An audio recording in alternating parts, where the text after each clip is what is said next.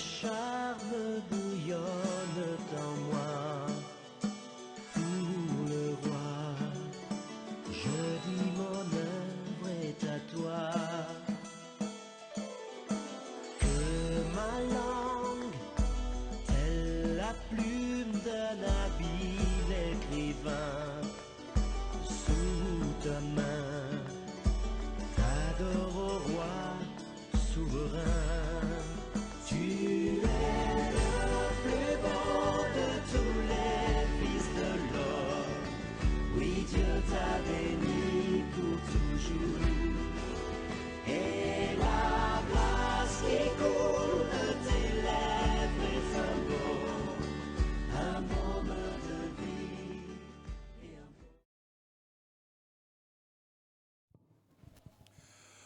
Bonjour. Prions.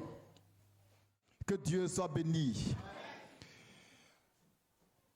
Voilà, je vais droit au but.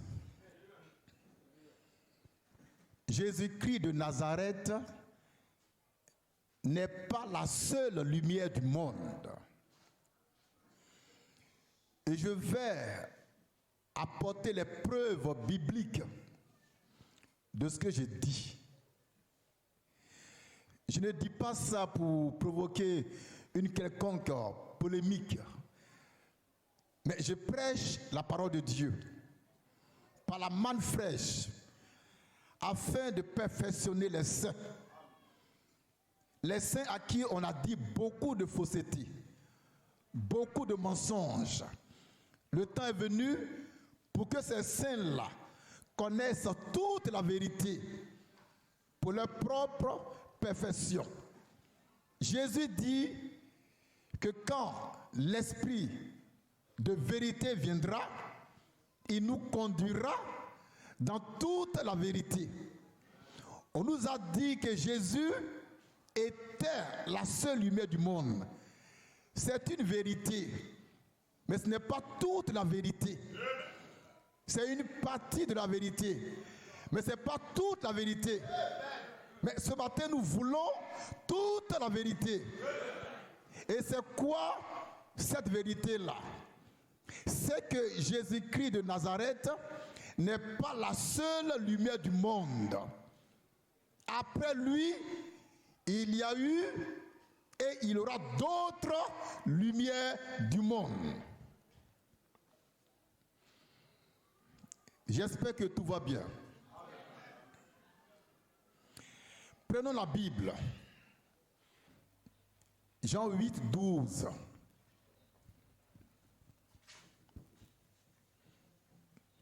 Nous lisons Jean chapitre 8, le verset 12. Lecture. Jésus leur parla de nouveau et dit, je suis la lumière du monde. Jésus dit, je suis la lumière du monde. Celui qui me suit ne marchera pas dans les ténèbres. Ne marchera pas dans les ténèbres. Mais il aura la lumière de la vie. Il aura la lumière de la vie. Donc Jésus est clair. Jésus est précis. Jésus est formel. Il dit, je suis la lumière du monde. Jean chapitre 8, verset 12. Mais est-il vrai que Jésus est la seule lumière du monde? Nous disons non. Non, parce que Jésus n'est pas la seule lumière du monde. Nous savons qu'il est la lumière du monde, mais il n'est pas la seule lumière du monde. En voici la preuve biblique. Nous lisons pour cela Matthieu 5, verset 14. Et là encore, c'est Jésus qui parle. Le même Jésus qui a parlé dans Jean 8, 12, parle maintenant dans Matthieu 5, le verset 14. Il dit quoi? Vous êtes la lumière du monde. Jésus s'adresse à ses disciples. Et il leur dit, vous êtes la lumière du monde. Et nous disons par la manne fraîche que par conséquent, Jésus ne peut pas être la seule lumière du monde. Après lui, il y a eu et il y aura d'autres lumières du monde. Jésus dit à ses disciples, vous êtes la lumière du monde. C'est écrit noir sur blanc dans toutes les Bibles. Maintenant, si quelqu'un veut contester, qu'il conteste. Jésus n'est pas la seule lumière du monde, car nous aussi, nous sommes la lumière du monde. Mais entre lui, Jésus, et nous, il y a une grande différence. Mais malgré tout, nous sommes aussi la lumière du monde. Ce matin, je suis la lumière du monde. Et vous êtes aussi la lumière du monde. Et la lumière aujourd'hui, lui, dans la lumière. Au temps de Jésus, la lumière luisait dans les ténèbres. Mais aujourd'hui, la lumière luit dans la lumière. C'est ici la manne fraîche, la parole prophétique que Dieu révèle pour la perfection des saints que vous êtes, du saint que je suis. Nous sommes la lumière du monde. C'est là notre position en Christ. Une position que ne pourra jamais nous ravir. Car nous sommes et nous serons toujours la lumière du monde. Comme Jésus. Mais Jésus est plus grand que nous. Il est unique en son genre. Il est spécial. Il est particulier. C'est la principale lumière du monde. Nous sommes la lumière secondaire. Mais nous sommes quand même la lumière du monde. C'est ça que moi je retiens. Jésus de Nazareth n'est pas la seule lumière du monde. Et c'est lui qui le dit, qui le prouve dans Matthieu 5, verset 14, en disant à ses disciples, vous êtes la lumière du monde. Il n'y a qu'une seule lumière du monde. Par essence et par excellence, c'est Jésus. Mais de Jésus sont sorties d'autres lumières du monde qui forment une seule lumière du monde. Et c'est son épouse. C'est son corps mystique et mystérieux. Le corps de Christ est la lumière du monde. Son épouse est la lumière du monde. Vous êtes, nous sommes la lumière du monde. C'est là notre position en Christ. Papas et mamans, que chacun soit dans la joie du Seigneur. Car Dieu a décrété de façon souveraine que nous sommes la lumière du monde. Et notre mission, c'est d'éclairer, d'enseigner ceux qui ont reçu la lumière. Nous ne prêchons pas aux pécheurs pour les conduire à Christ, mais nous prêchons aux saints pour les conduire à Christ. Notre mandat est particulier. Notre mandat est particulier. Il consiste à prêcher à ceux qui sont déjà sauvés pour leur perfection.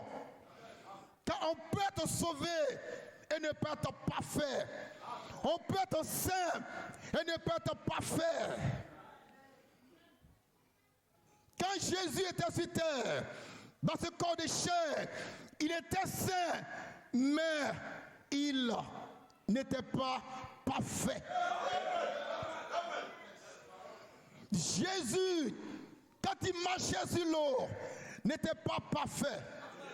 Jésus, quand il guérissait les malades, n'était pas parfait. Jésus, quand il appelait Lazare à la résurrection, à la vie, n'était pas parfait. Il était saint, mais il n'était pas parfait. On peut être saint sans être parfait. Ce grand Jésus qui faisait des choses extraordinaires, des choses merveilleuses, des choses divines, n'était même pas parfait.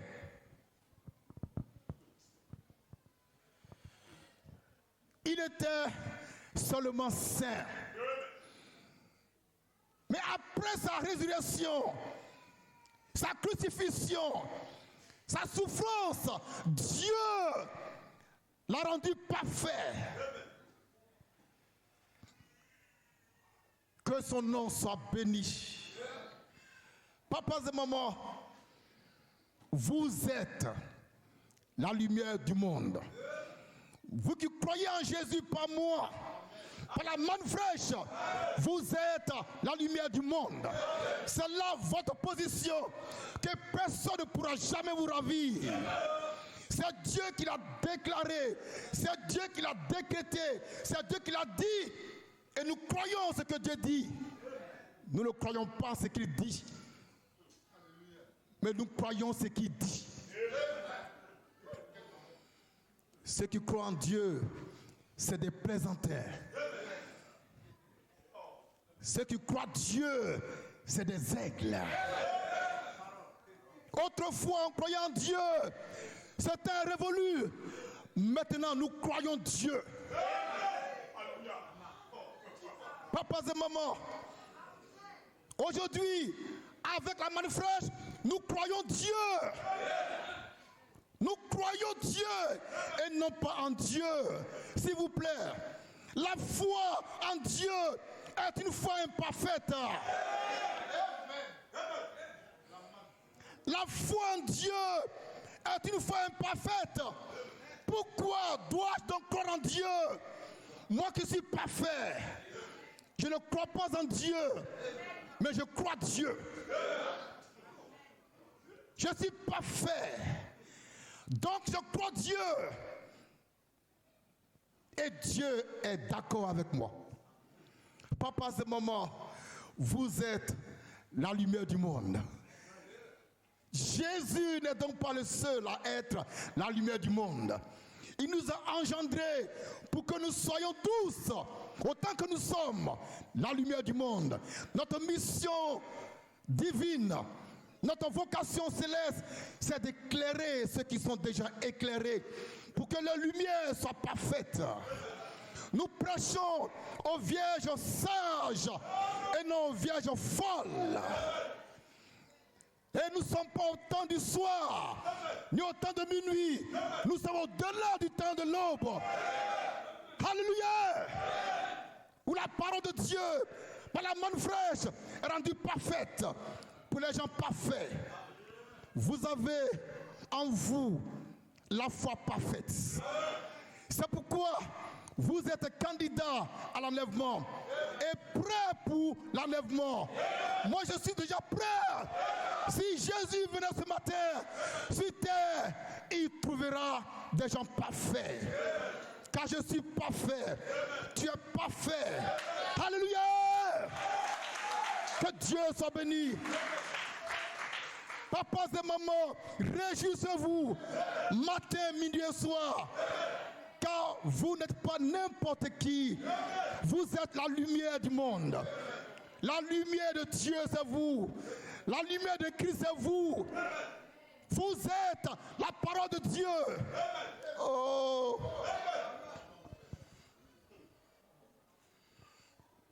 Vous êtes la parole de Dieu rendue manifeste.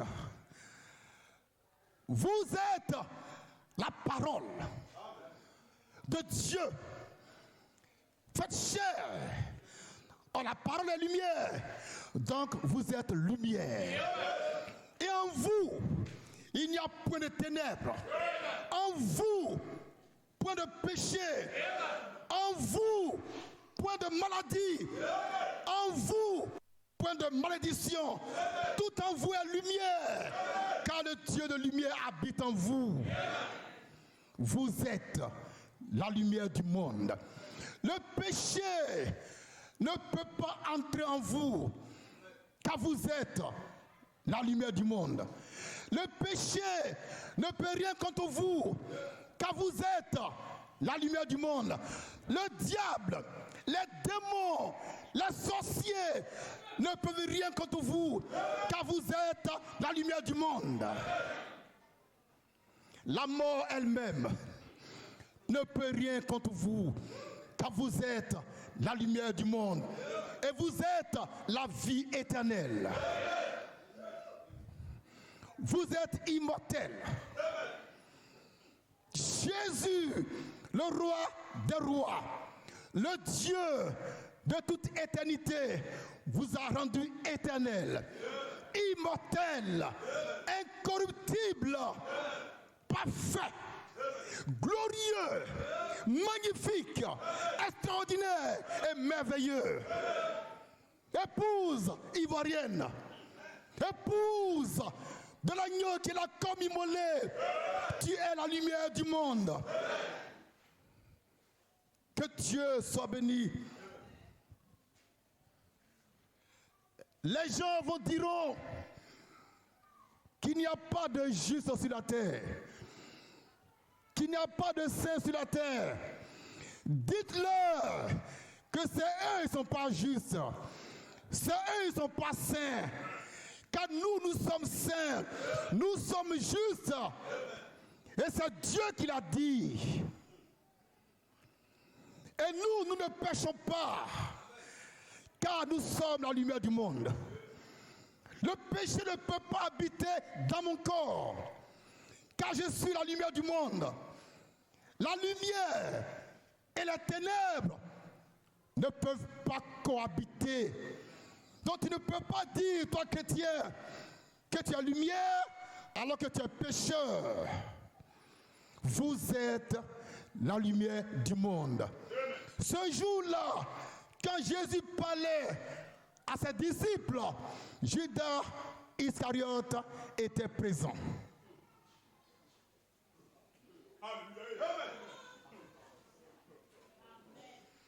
Judas Iscariote était présent à ce grand réveil prophétique où Jésus a dit: vous êtes la lumière du monde. Maintenant, question: Judas est-il concerné par la révélation? Judas n'est pas concerné par la parole, car Judas n'est pas parole. Judas est diable. Judas est ténèbres. Judas, c'est les ténèbres du monde. Mais vous êtes la lumière du monde. Mais regardez-vous vous-même. Écoutez la voix de votre cœur qui rend témoignage à ma voix que vous êtes la lumière du monde. Réjouissez-vous, frères. Manifestez votre joie en Jésus qui a fait pour vous des merveilles et qui a fait de vous des merveilles. Vous êtes précieux à ses yeux. Papa et maman, oh quelle position! Quelle position! Ce que Jésus est, c'est ce que nous sommes. Ce que Jésus est, c'est ce que tu es. Jésus est la lumière du monde. Toi aussi, tu es la lumière du monde. Jésus est fils de Dieu. Toi aussi, tu es fils de Dieu. Jésus est Dieu. Moi aussi, je suis Dieu. Oh! Alléluia! Jésus est Dieu. C'est vrai. Moi aussi, je suis Dieu. Car Dieu m'a fait Dieu pour vous. Amen. Jésus nous a tout donné.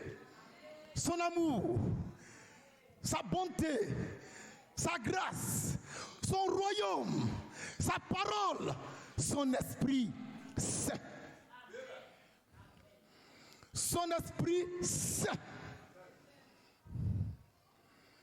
qui nous préserve de tout péché.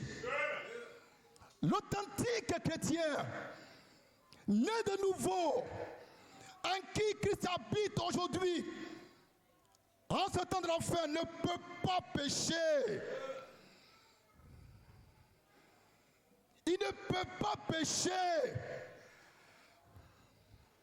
Même s'il est tenté, il ne tombera jamais en tentation. Car il est la lumière du monde et le sel de la terre. Papas et mamans, si vous connaissez des chrétiens qui pêchent, qui se repentent, qui se confessent, ce sont de faux chrétiens. Christ n'habite pas en eux. Ils n'ont pas reçu en eux le Saint-Esprit, mais ils ont reçu en eux un esprit souillé et qui attire les souillures du monde. L'esprit qui est dans l'homme conduit l'homme vers ce qu'il veut. Si en toi il y a un esprit de reggae, tu vas chanter et aimer le reggae. Si en toi il y a un esprit d'adultère, tu vas aimer l'adultère. Tu ne peux pas faire autrement. Mais si en toi il y a l'esprit de Christ, de lumière, de sainteté, tu vas aimer Christ, la lumière et la sainteté. Ça dépend de l'esprit qui est en nous. Ça dépend de l'esprit qui est en nous. Tout part de là, de l'esprit qu'on a reçu. Et il y a deux esprits principaux. L'esprit de Dieu et l'esprit du diable. Et sur la terre, Dieu a ses enfants.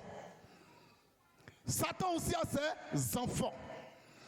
Et chacun donne à ses enfants, aux siens, son esprit. Que Dieu soit béni. Maintenant, lisons Jean chapitre 9, le verset 5, qui nous parle de façon prophétique de la fin du ministère de Jésus en tant que lumière du monde. Jean 9, le verset 5.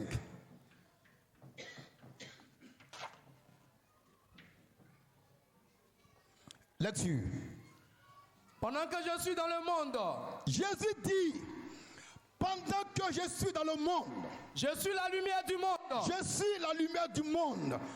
Quand il parlait de ça, ce jour-là, quand il parlait, c'était Jésus manifesté en chair.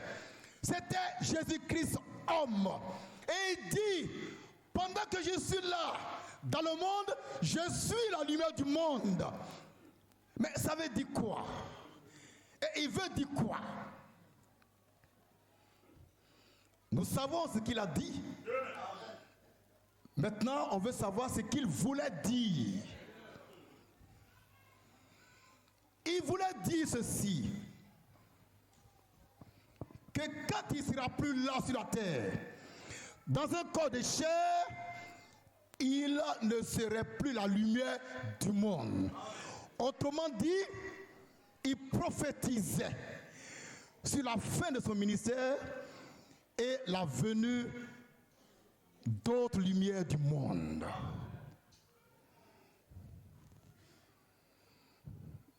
Nous relisons Jean 9, verset 5. Pendant que je suis dans le monde, je suis la lumière du monde. Pendant que je suis dans le monde, je suis la lumière du monde. Donc quand Jésus était dans le monde, en personne, en chair, en os, il était pour ce temps-là, et en ce temps-là, la seule lumière du monde. Ses disciples allaient devenir plus tard la lumière du monde. Mais quand il était là, il était le seul. Et puis Dieu a permis qu'il ne soit plus là physiquement. C'est alors qu'a commencé la révélation d'un grand mystère que les chrétiens ne peuvent pas accepter, car ils ne sont pas de Dieu. Aujourd'hui, je ne veux même pas qu'on m'appelle chrétien, car ce nom-là, n'importe quel bâtard le porte. Moi, je préfère qu'on m'appelle fils de Dieu. Après Jésus, il y a eu quelqu'un qui n'a pas remplacé Jésus, mais qui a tenu sa place en tant qu'ambassadeur plénipotentiaire avec les clés du royaume des cieux, l'apôtre Pierre. Après Jésus, c'était Pierre qui était devenu la lumière du monde.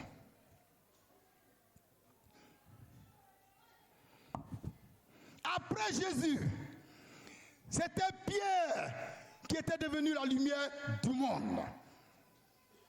Au temps de Pierre, personne ne cherchait à écouter Jésus, à voir Jésus, car tous voulaient voir Pierre qui était en ce temps la lumière du monde.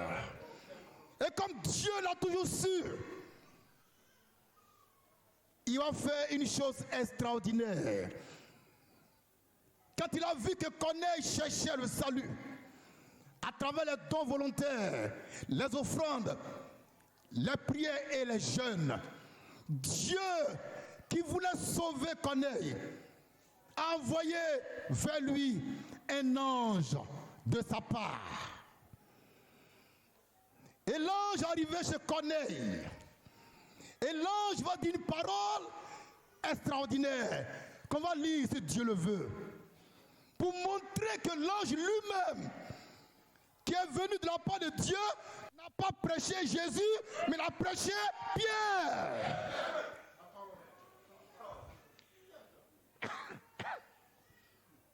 Là-dessus.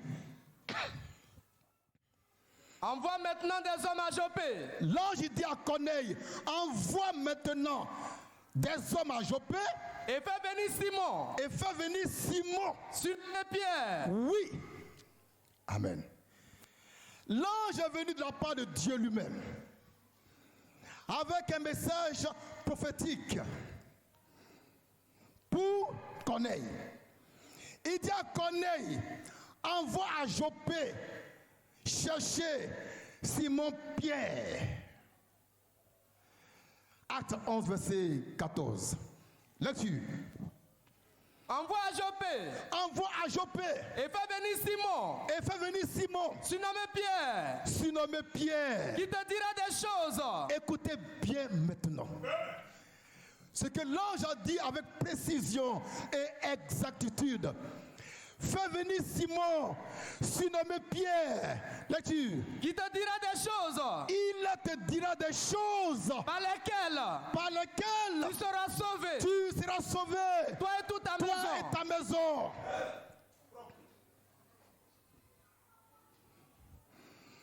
Que Dieu permette que cette révélation pénètre en vous pour vous perfectionner encore davantage.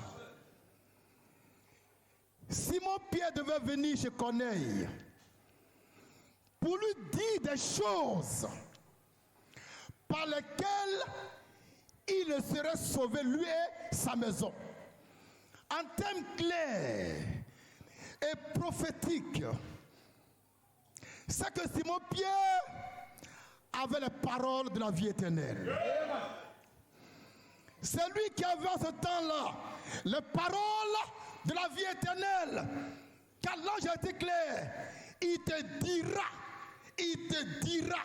des choses, il te parlera des choses, il t'annoncera des choses par lesquelles tu auras le salut. Donc l'apôtre Pierre en ce temps-là, après Jésus, était le détenteur des clés du royaume des cieux et des paroles de la vie éternelle. L'apôtre Pierre était porteur de salut. Celui que Corneille devait voir entendre.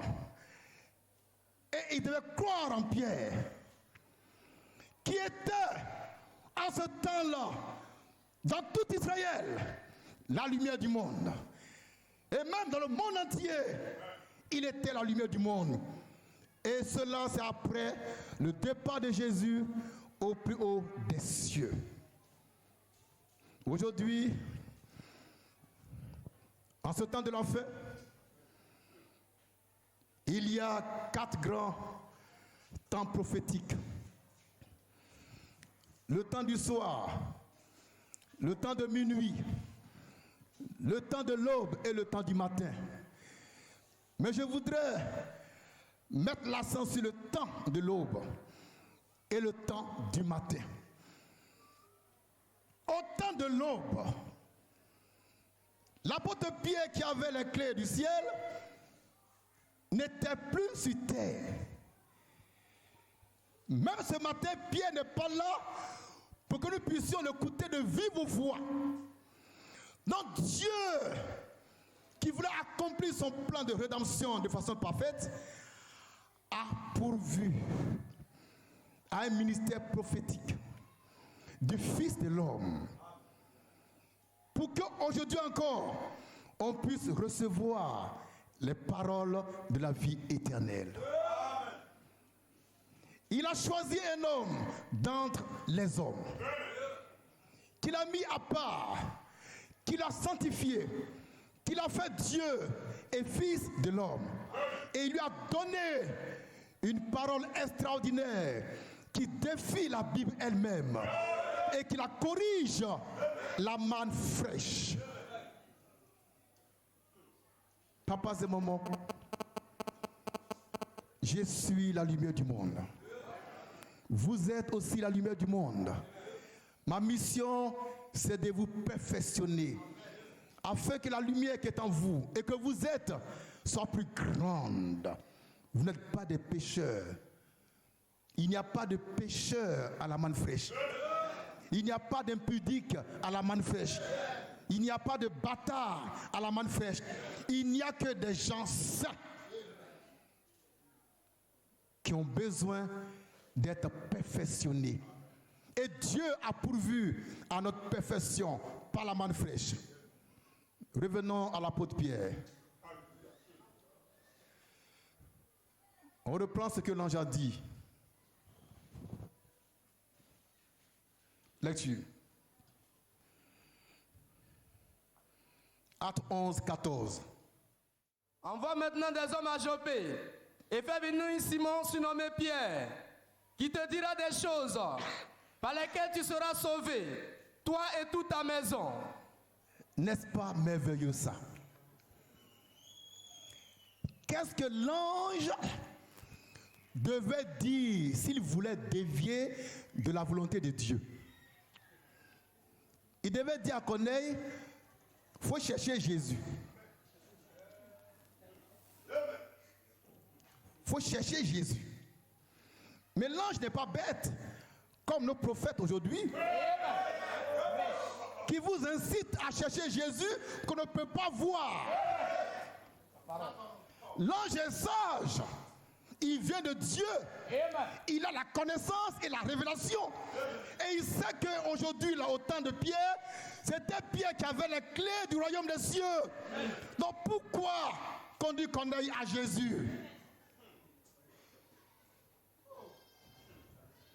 Pourquoi conduire Corneille à Jésus?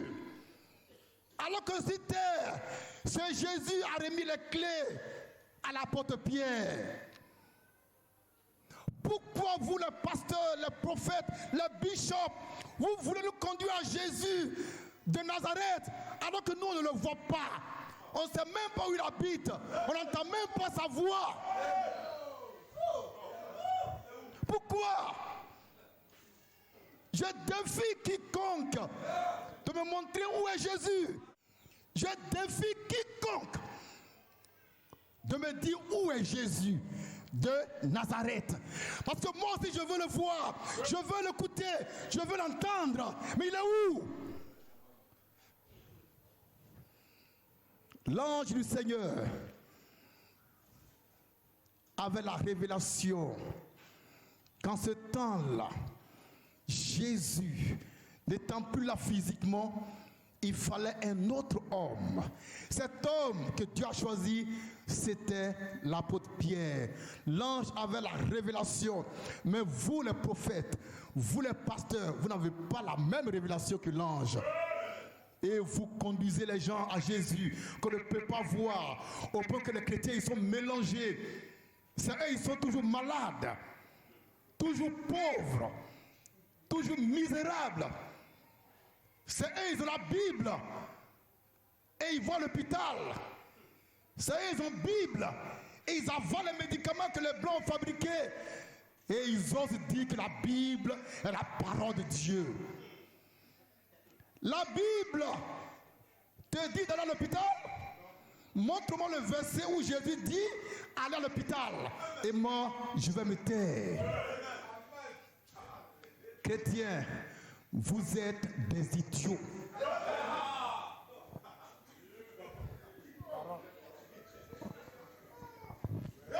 Prophète majeur, prophète mineur, vous êtes des idiots.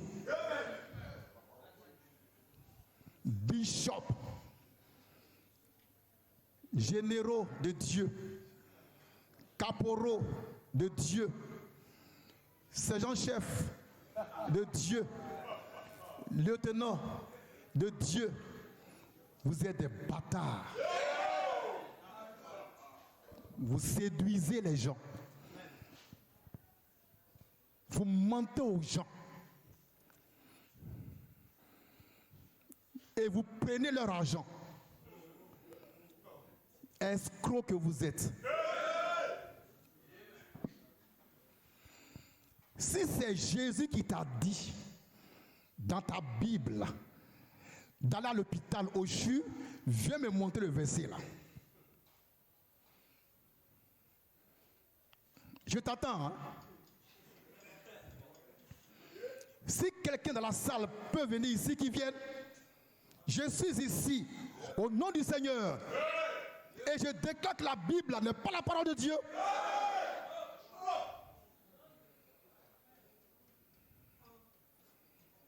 Et je dis encore que l'ange du Seigneur qui est venu du ciel n'a pas prêché Jésus, il a prêché l'apôtre Pierre. Et toi tu prêches Jésus, matin, midi, soir, tu es bête. Pasteur, tu es bête.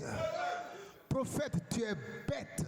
Prophète majeur, prophète mineur, prophète intermédiaire, vous êtes des idiots. Vous ne comprenez rien, vous êtes là. La Bible dit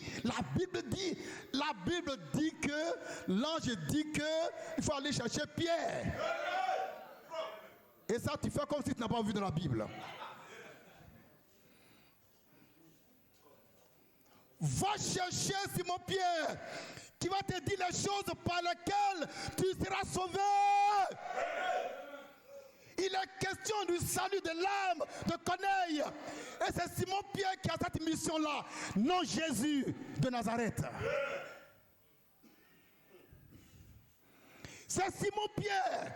Je dis son nom, c'est Simon Pierre, en ce temps-là qui avait la parole de la vie éternelle. Et les clés du royaume des cieux, ce n'était pas Jésus. Que ça plaise ou non, je répète, ce n'était pas Jésus, mais Simon Pierre. Et c'est ça la manne fraîche. Car ce Jésus a fait de Pierre la lumière du monde. Par conséquent, il fallait suivre l'apôtre Pierre et non Jésus.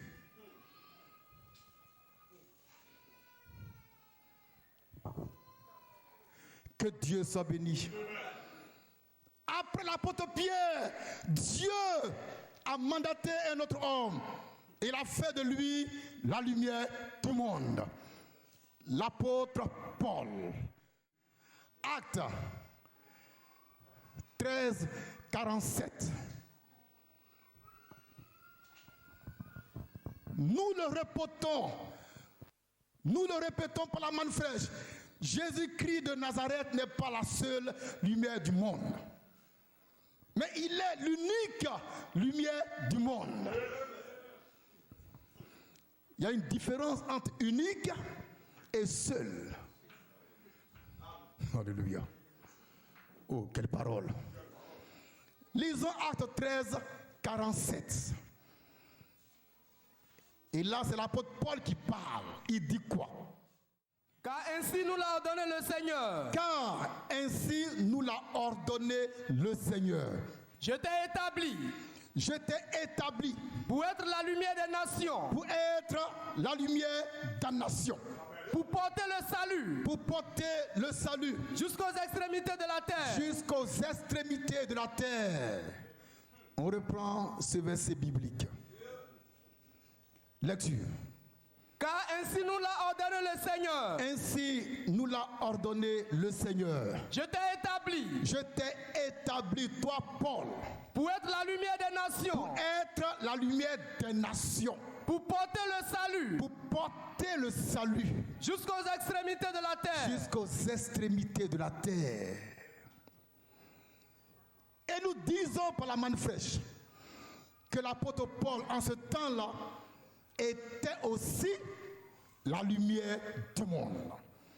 On ne peut pas être lumière des nations sans être aussi la lumière du monde. Donc Paul était bel et bien la lumière du monde, qu'on le veuille ou non. Et puis sachez-le, je n'ai pas été élu au suffrage universel pour prêcher la parole de Dieu. C'est pas CEI. C'est pas le Parlement de Côte d'Ivoire. C'est pas le gouvernement ivoirien. Je suis dans le royaume des cieux. Et j'ai reçu un mandat éternel. C'est pas vous les bishops, les généraux, les caporaux de Dieu, les prophètes des âges, les prophètes du soir, de minuit, qui m'avaient établi pour prêcher la manne fraîche. C'est Dieu. Et je dis ce que j'ai à dire, sans détour. L'apôtre Paul était la lumière du monde. Après Jésus. Donc, nous répétons que Jésus-Christ de Nazareth n'est pas la seule lumière du monde, mais il est l'unique lumière du monde.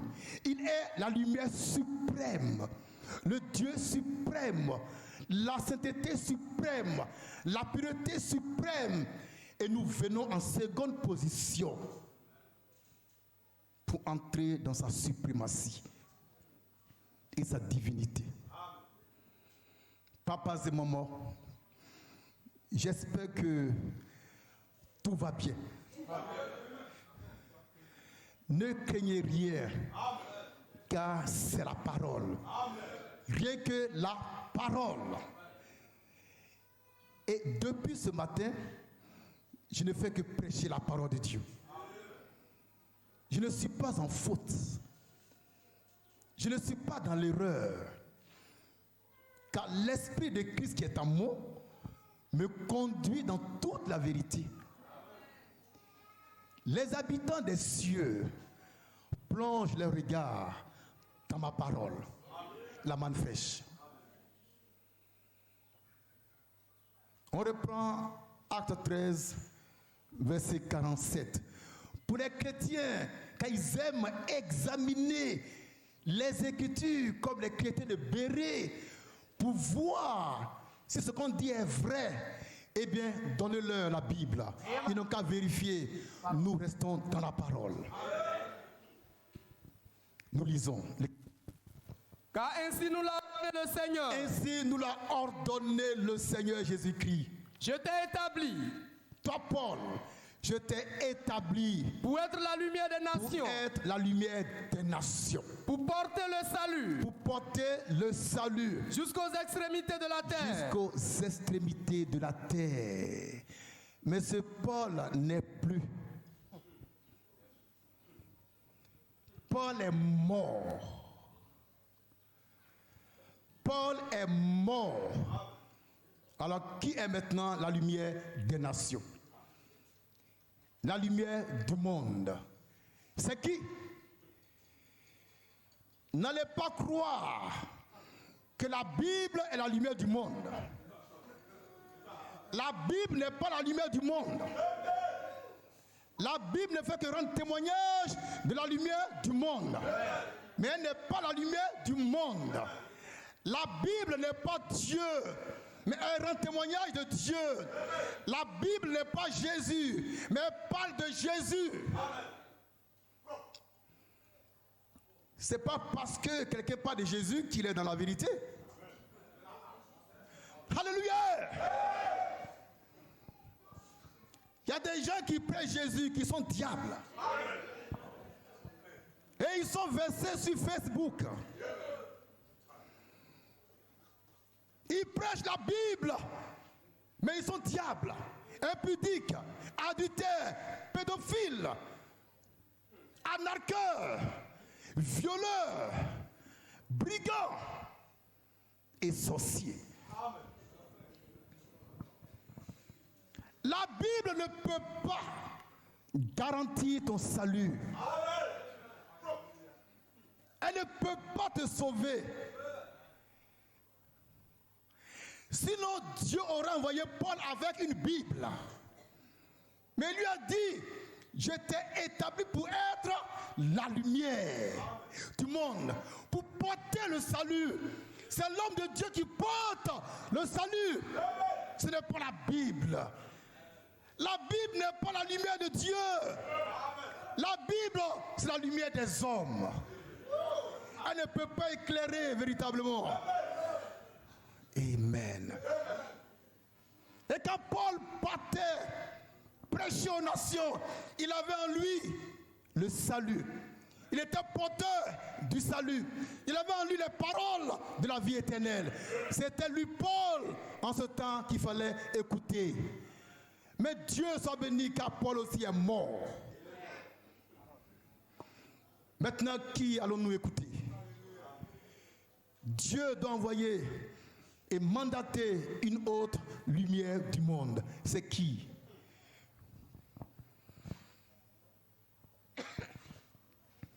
Jésus a dit de façon claire et précise à Paul, je t'ai établi pour être la lumière du monde, lumière des nations. Donc j'en déduis que Jésus-Christ de Nazareth n'est pas la seule lumière du monde. Que Dieu soit béni. Que Dieu soit béni. On va arrêter là. Amen.